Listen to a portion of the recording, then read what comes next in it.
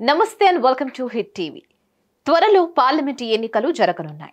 దానికి అన్ని పార్టీలు సిద్ధమవుతున్నాయి కూడా. మరి ఈ క్రమంలో తాజాగా బీఆర్ఎస్ పార్టీ బీఎస్పీ పార్టీతో పొత్తు కుదుర్చుకుంది. దీంతో కొందరు పలు రకాల అనుమానాలను వ్యక్తం చేస్తున్నారు.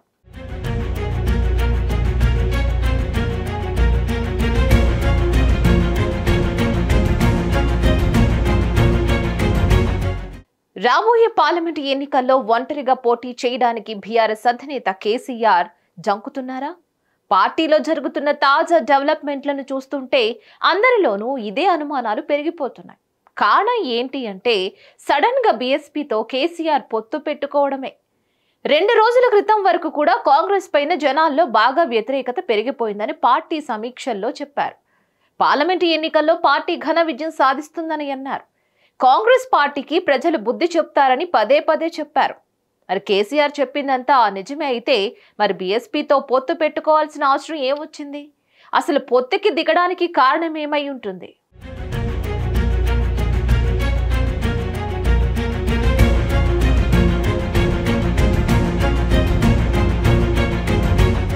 పార్లమెంటు ఎన్నికలు సమీపిస్తున్న వేళ ఓవైపు బీఆర్ఎస్ తరపున పోటీ చేయబోయే అభ్యర్థులను ప్రకటిస్తున్నారు.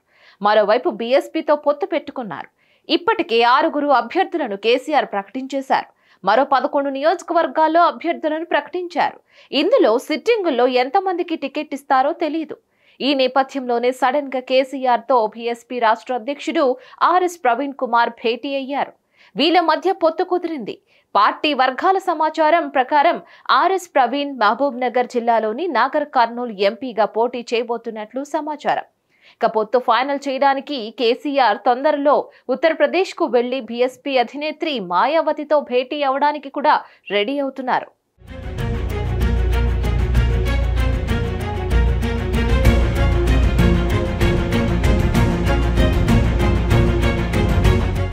ఇక పార్టీ వర్గాల సమాచారం ప్రకారం చూసుకున్నట్లయితే బీఎస్పీకి 1 లేదా 2 పార్లమెంట్ సీట్లను కేసీఆర్ కేటాయించే అవకాశం ఉంది.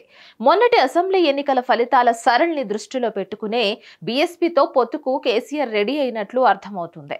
ఎలాగంటే మొత్తం 19 ఎస్సీ సీట్లలో బీఆర్ఎస్ గెలిచింది 3 సీట్లు అలంపూర్, స్టేషన్ ఘన్పూర్, చేవెళ్ల స్థానాల్లో మాత్రమే. అంటే 19 ఎస్సీ సీట్లలో అధికారంలో ఉన్న బీఆర్ఎస్ గెలిచింది కేవలం 3 సీట్లు మాత్రమే. అంటే ఎంతటి పూర్ రిజల్టో అర్థమవుతోంది. అందుకే ఎస్సీ ఓట్లను మళ్లీ తిరిగి బీఆర్ఎస్ వైపుకు మళ్లించుకోవడంలో భాగంగానే బీఎస్పీతో పొత్తు పెట్టుకుంటున్నట్లున్నారు. లేకపోతే ఎస్సీ ఓట్లు సీట్లన్నీ కాంగ్రెస్ ఖాతాలోనే పడతాయి అనే టెన్షన్ పెరిగిపోతున్నట్లుంది. మరి కాంగ్రెస్ కు ఎస్సీ ఓట్లు పడకుండా అడ్డుకోవాలన్నదే కేసీఆర్ ప్లాన్ గా కనబడుతోంది. ఇక చివరకు ఏం జరుగుతుందో, మరి ఈసారి ఆధిపత్యం కేసీఆర్ కు దక్కుతుందో లేదో చూడాలి.